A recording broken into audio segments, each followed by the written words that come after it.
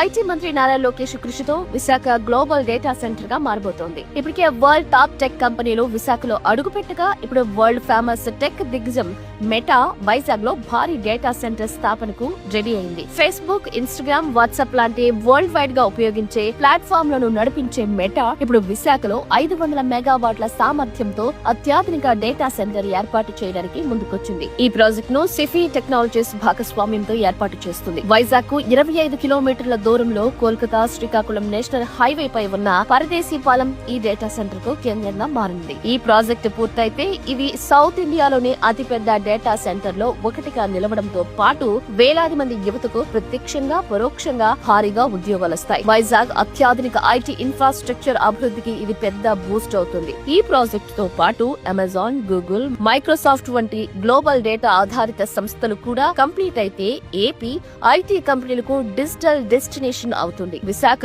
Digital capital of south ఇండియాగా మారుతుంది. ఇదంతా ఐటీ మంత్రి లోకేష్ విజన్ తోనే సాధ్యం కానున్నది.